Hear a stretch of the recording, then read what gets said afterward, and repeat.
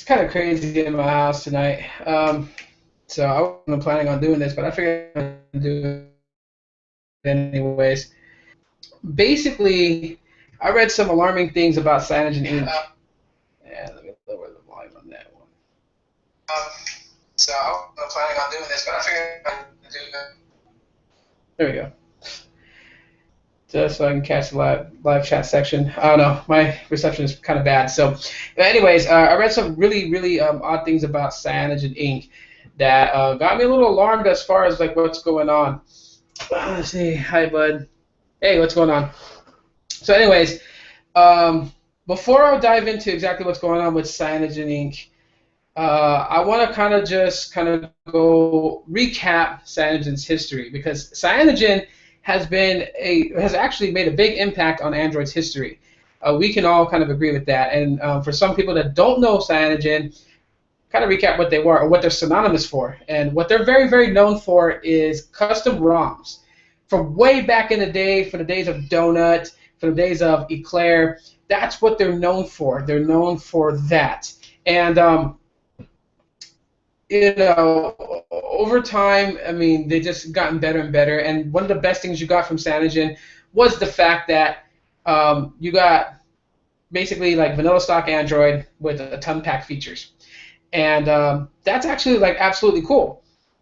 Um, and we could appreciate that from back in the day, where if you had like a device that was stock Android was pretty much plain Jane, you were able to root, install a custom recovery, and flash Cyanogen mod on top of it, and get a whole bang load of features out of it, which was really awesome.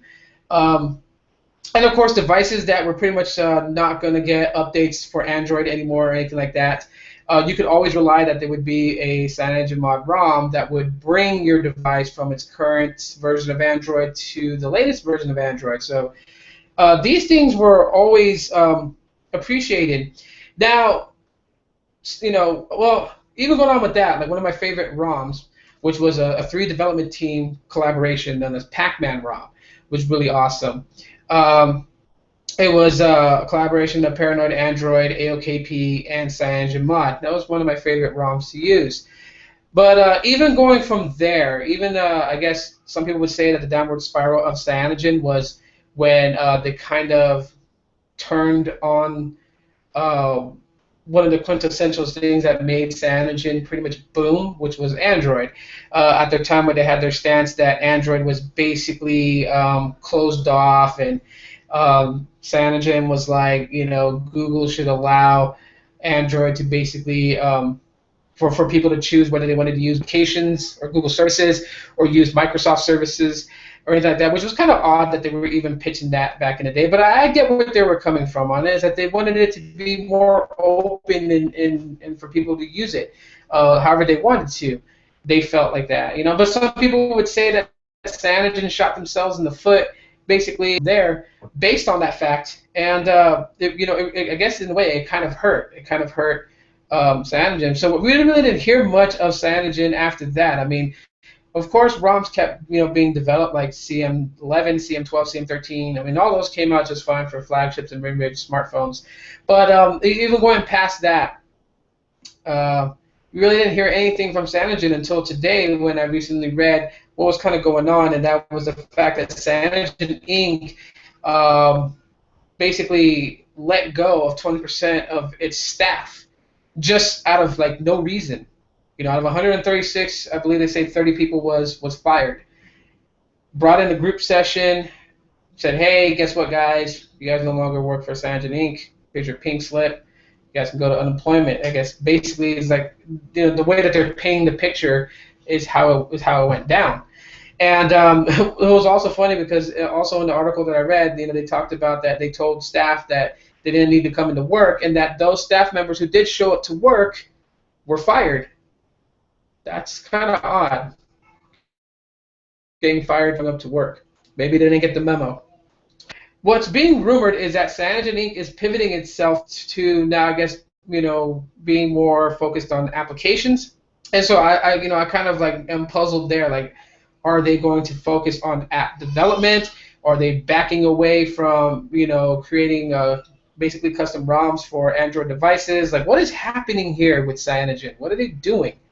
I know, when they did their whole deal thing where they were going to do this deal with Microsoft, we didn't hear too much of it after it was like told that there really wasn't no big boom about it. It didn't flood, the floodgates didn't open up where we were drowned with Cyanogen, Microsoft. We didn't get that. I don't know if the deal fell through or what happened. The most that I ever heard about Cyanogen around that time was that they were the stock operating system for, I believe, OnePlus devices. But even after that, OnePlus switched to Oxygen and stopped using Cyanogen. So, I mean, there was just a lot of stuff that's happened behind closed doors or whatever. Some people may know it. Some people may have dived in deep into that pool and just pretty much knows exactly what's going on and what's not happening there. But for Cyanogen to lay off 20% of its staff, basically, and then these rumors of them just pivoting themselves, for applications. It has me a little worried exactly what's happening here, because again, Cyanogen is a major part of Android history, and of course their ROMs were phenomenal. The development was super awesome. I mean, even if you think about their development, they had their developers develop for mid-range and flagship devices, and they had a list of supported devices, but also they even helped at-home developers port over versions of CyanogenMod, which you saw in XDA or in SDX developers or in Android forums. You saw them as unofficial CM 13 for this device or for that device. The unofficials meaning that it wasn't officially made through Cyanogen Inc., but it was made through a developer that basically either knows how to build a ROM or got help from Cyanogen themselves. So I mean, Cyanogen was really open, really cool, very helpful, and it just sucks to read this news of that they're going through this. I mean, the whole thing of how they felt that Android was pretty much closed off and kind of comparing it to iOS. And no offense to Apple lovers, but iOS is pretty closed off.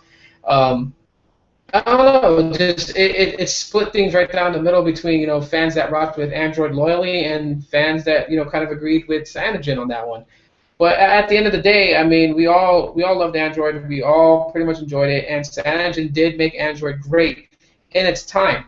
I know today that Android has been packed with so much features that Cyanogen used to basically, made it the reason to flash their ROMs on your Android device, are now being given in stock Android. But to me, I just felt like that Cyanogen shouldn't have stopped, their development, their innovation. They could have thought of more things that could have made it a reason to root and flash CyanogenMod on your phone. But then also too, at the same time, manufacturers locking down bootloaders and making it nearly impossible to root Android devices nowadays, and making it pretty much kind of like a tumbleweed blowing through the desert when you think about rooting and adding custom recovery and all this stuff that we used to enjoy having fun doing, making you feel like you were this a mid-level hacker or anything like that just because you flashed the ROM on your Android device. All those things, all those feelings, all those times have pretty much blown away. And I feel like that may play a part in why Cyanogen is basically doing what it's doing now, and why it's basically what I feel what they're doing is corporate restructuring. But yeah, just the story I read was really hype. It was really hype. Firing off 20% of your staff. Supposedly firing anyone that showed up to work that day because they didn't get the memo not to come to work, and then the rumors of them being app-focused rather than what they normally do, which is development for their custom ROM CyanogenMod. So you guys can leave your comments on what you guys think about the whole ordeal. You guys can probably find all these articles on Android Headlines or Android Police or Android Authority or any one of these Android blogging sites. You guys will probably find the article there. And if you haven't heard about it, read up on it and just let me know what you guys think. Comment your stuff in the comment section of the video. Thanks for checking out my live broadcast, and thanks for checking out the replay if you did. And I'm sorry if the quality is bad. My Wi-Fi has been crap lately, and I was just hoping that it would be better, but obviously it's not. So I apologize if it's very laggy, stuttery, and type of stuff happening. I do apologize. I was hoping that it would be better, like it has been this previous week, the excessive heat happening. But anyways, thanks for tuning in. I tried to have my other phone stream so I can see the YouTube comments, but that ultimately failed. If you guys heard in the beginning.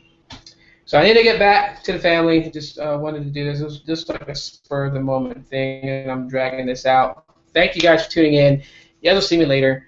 Just smash that like button if you guys enjoyed it, and if you have not, subscribe to my channel, and you'll see me in the next one. Bye, guys.